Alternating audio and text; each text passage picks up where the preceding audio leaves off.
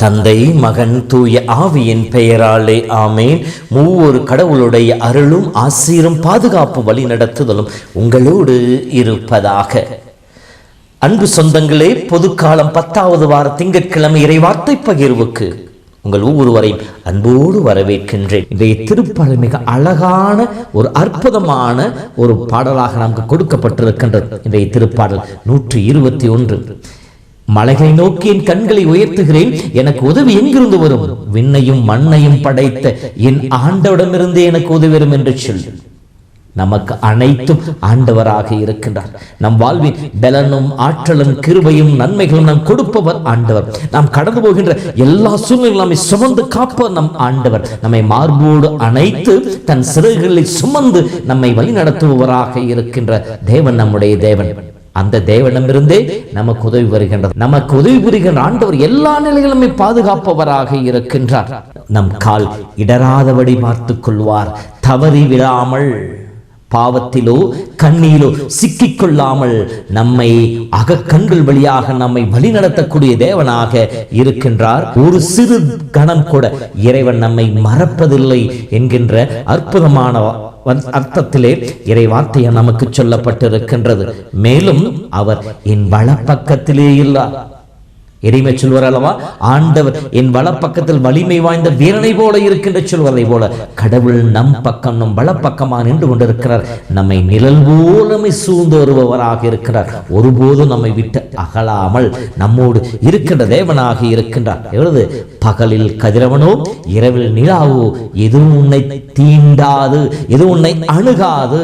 உன்னை நோக்கி ஒரு வழியாய் வருபவர்கள் 7 வழியாய் திரும்பி போவார்கள் என்ற வார்த்தை கேட்டார் போல, தீமை உன் கூடாரத்தை அணுகாது, துன்பம் உன் உறைவிடத்தை நெருங்கி வராது என்று சொன்ன தேவனைப் போல பகலிலும் இரவிலும் கடவுள் நம்மை காப்பவராக இருக்கின்றார். இதானே இஸ்ரவேல் மக்கள் எகிப்திலிருந்து புறப்பட்ட பொழுது பார்த்தோம் அல்லவா, பகலிலே மேகத்தூணாகவும் இரவிலே நெருப்பு ஸ்தம்பமாக இருந்து கடவுள்களை வழி நடத்தினாரே, அதே தேவன் தானே இன்றும் நம் ஒவ்வொருவரையும் வழி நடத்துபவராக இருக்கின்றார். ஆண்டவர் உம்மை எல்லா தீமையிலும் பாதுகாப்பார். அவர் உன் உயிரை காத்திடுவார்.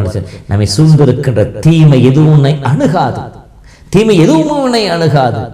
நாம் கடவுளுக்கு ஜெபிக்கணும் அல்லவா, ஆண்டவரே தீமைகள் அனைத்திலும் இருந்து எங்களை காப்பாற்றும் என்று சொல்லி கடவுள் எல்லா விதமான தீமைகளில் இருந்தும் நம்மை காப்பவராக இருக்கின்றார்.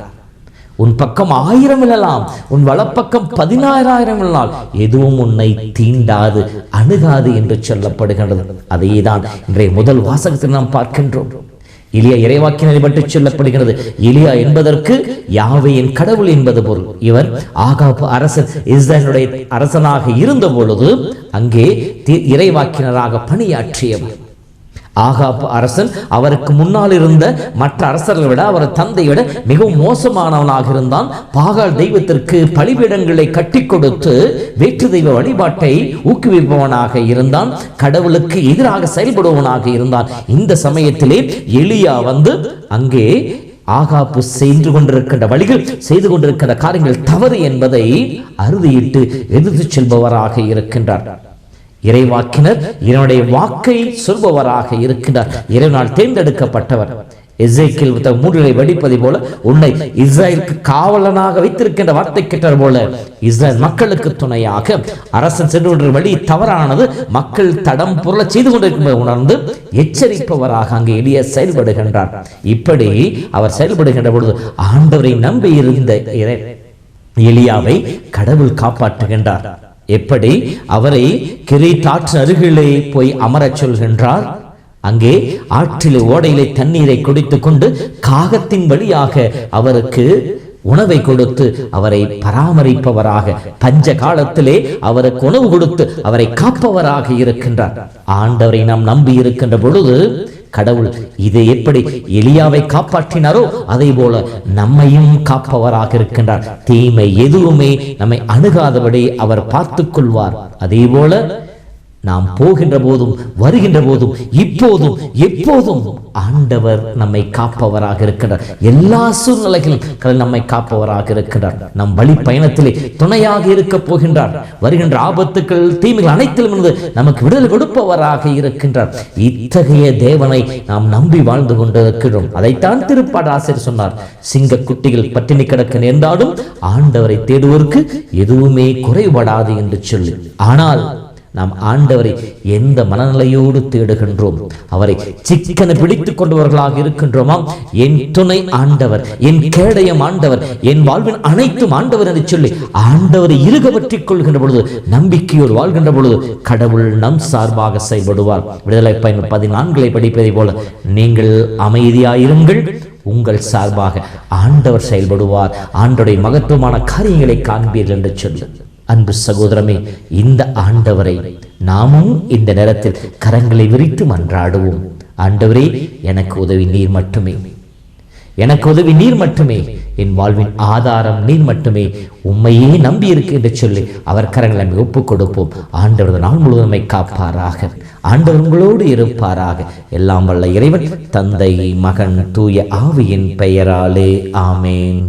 ஆண்டவர் துணை இருப்பார், ஆபத்து அணுகாது, மதில் போல் சூழ்ந்திருப்பார், துன்பங்கள் நெருங்காது. கலங்காதே மனமே, கலங்காதே மனமே, அன்பான தேவன் அரவணைப்பார். கலங்காதே மனமே, ஆண்டவர் துணை இருப்பார், ஆபத்து அணுகாது, மதில் போல் சூழ்ந்திருப்பார்.